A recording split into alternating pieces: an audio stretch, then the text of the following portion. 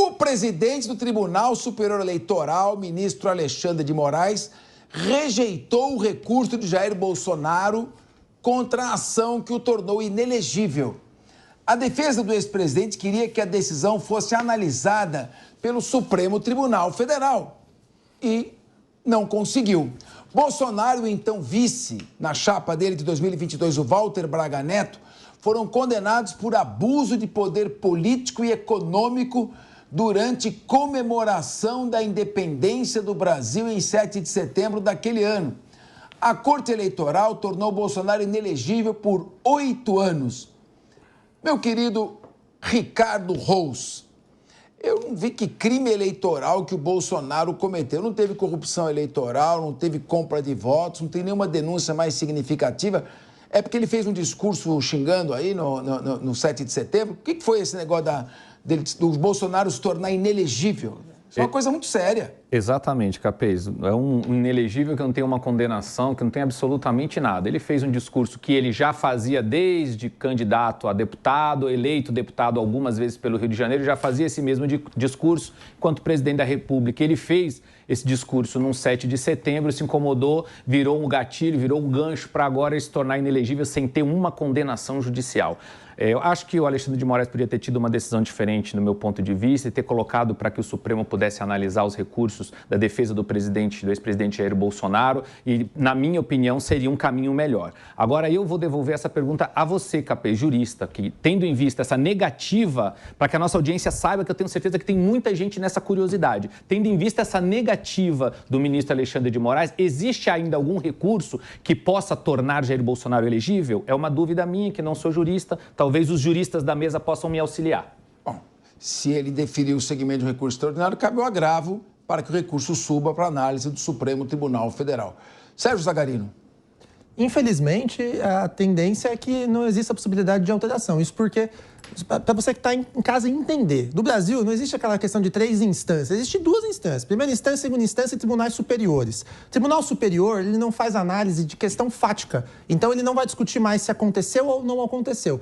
Os tribunais superiores, eles discutem se aplica-se ou não aplica-se legislação federal ou a Constituição Federal. Então, no caso aqui, o TSE ele tem que fazer a avaliação de que se houve ali algum dispositivo da legislação federal que não foi cumprido pelo até então presidente da República, Jair Bolsonaro, o que pelo menos eu não enxergo.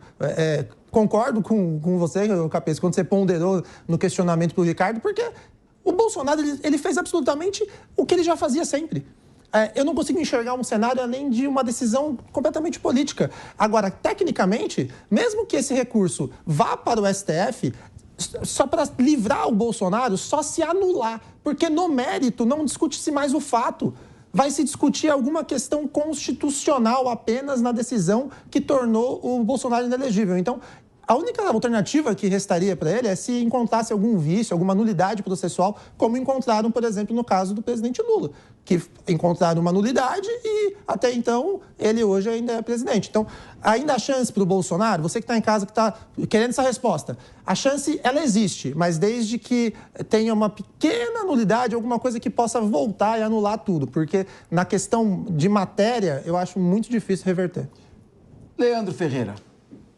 Olha, o Bolsonaro é mais uma das condenações que se somam a outras, né, que já o tornavam inelegível. Eu também não sou jurista e não tenho opinião sobre se isso é reversível ou não. Mas eu entendo que o Bolsonaro, vocês falaram aqui, o Ricardo, o Sérgio falaram, isso aqui não é nada do que ele já não fazia. Gente, estamos falando do presidente da República. Uma pessoa normal pode fazer coisas que o presidente da República não pode fazer e vice-versa, né? Então, o Bolsonaro, ele tem responsabilidades do que ele deve fazer e não fez, e ele tem responsabilidades do que ele não pode fazer e fez. Está pagando preço por isso. Mas, Leandro, o presidente da República ele pode subir num palanque e pedir voto descaradamente para um candidato a prefeito, por exemplo, o que aconteceu com o Boulos aqui na capital? Vai pagar multa, né? A pena, então, de um é multa, a do outro é não poder ser candidato durante 8 anos. A dele ele mobilizou o exército. Não. Mobilizou o exército. É questão de narrativa. Foi sobre Mobilizou isso, o exército.